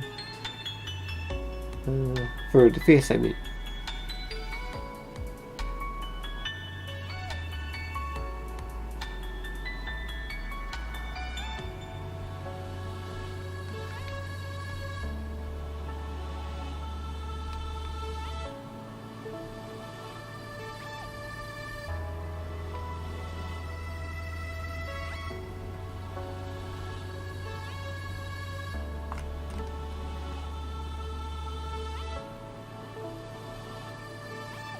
So, as far as the hair goes, what I'm going to do is I'm going to pick out the color, and again set that to multiply.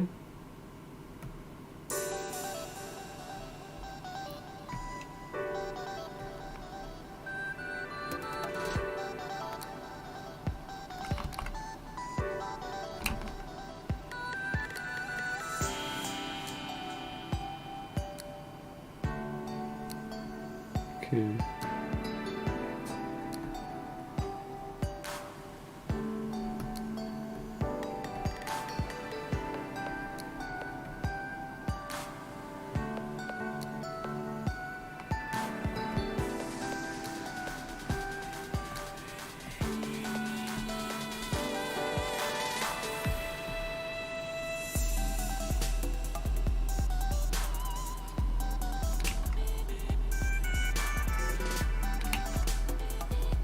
And get a bit more elaborate with it.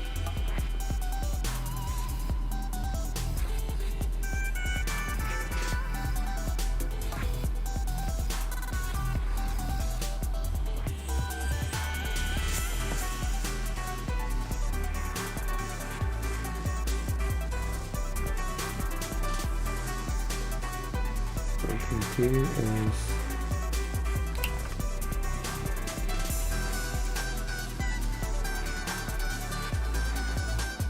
add in a little bit of shadow in each of the sort of the big strands of hair that we've drawn on the side of the head.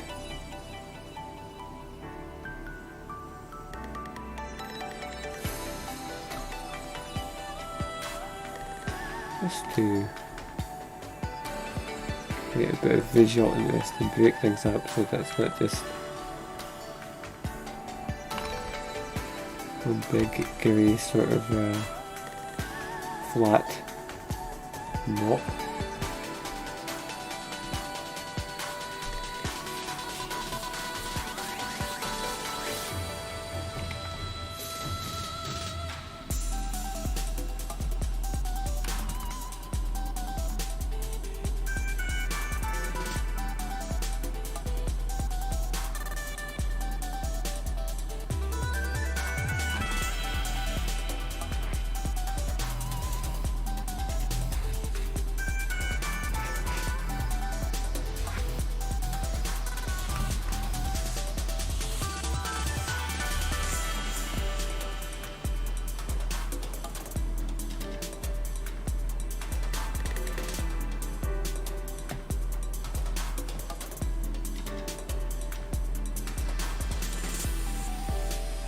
We'll do the same on this side. We'll just put in some shadow all the way down.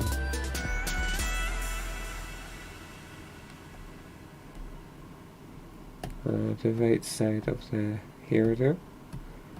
And then what we're going to do is go a little bit darker still for the innermost part, the part that's right behind, the part that lands behind the back of the head.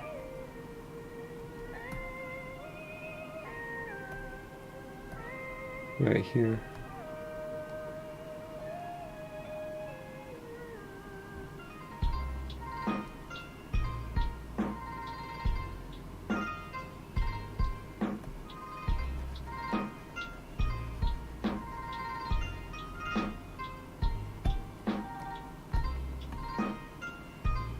And then we're gonna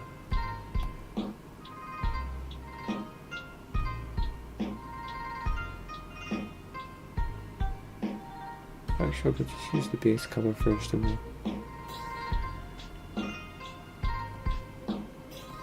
add some a screen layer and start to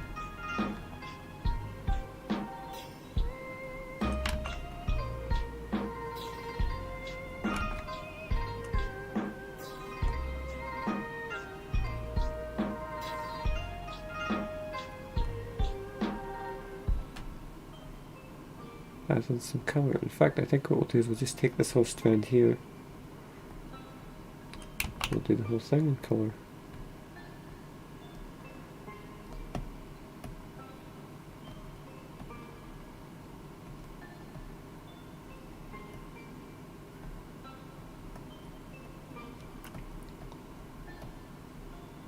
And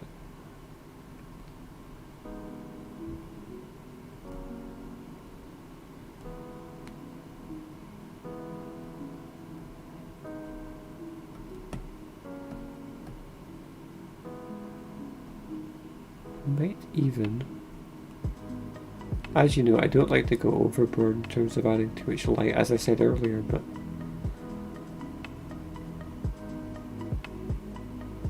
because I think if you do that and everybody gets so sort of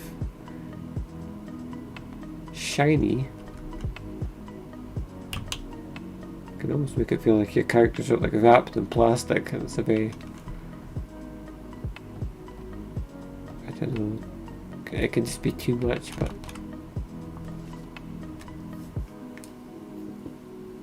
I feel like that's a pretty good balance between, you know, light and darker, and the midtones.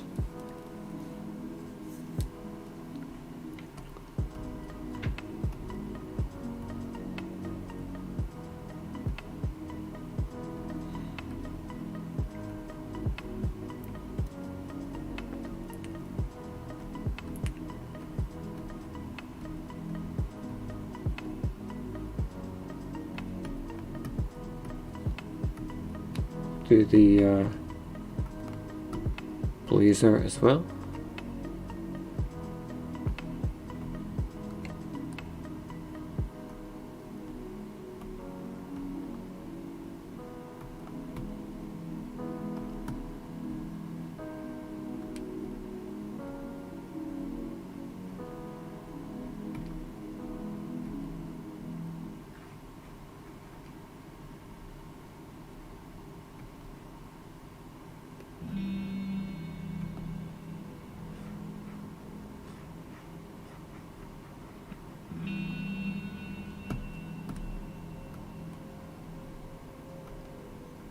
Could almost just go right across like that.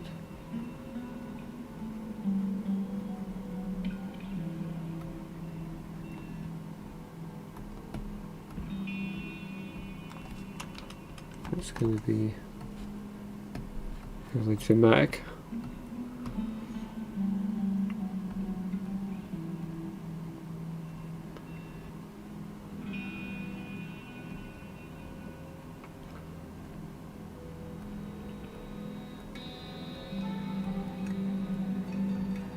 And of course by this point we're kind of getting, it's getting a bit over the top in terms of the number of layers we've got going.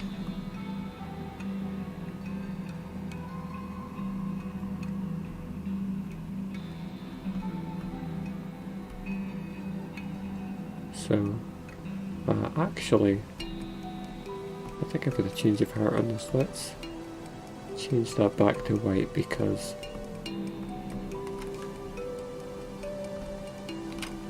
I almost don't mind with other characters if they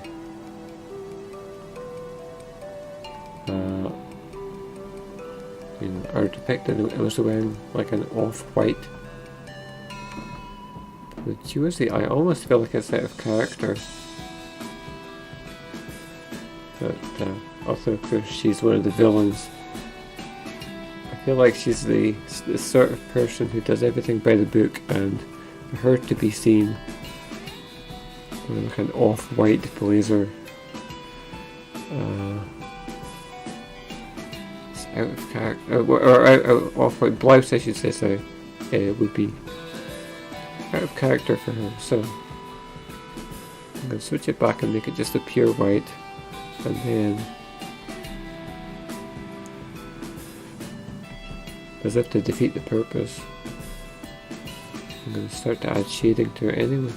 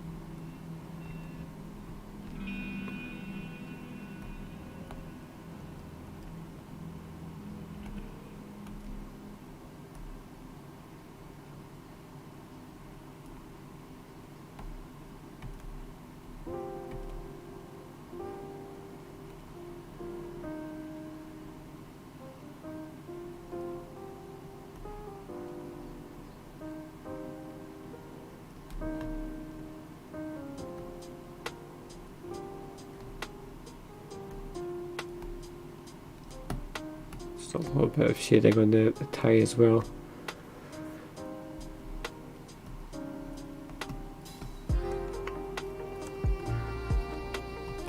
And I think I'm actually gonna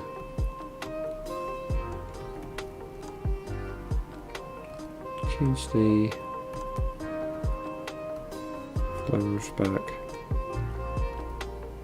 as well.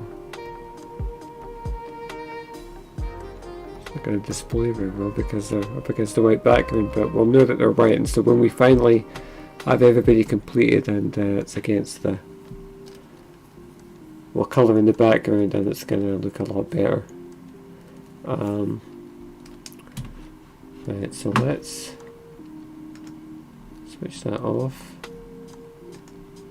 merge these colours together.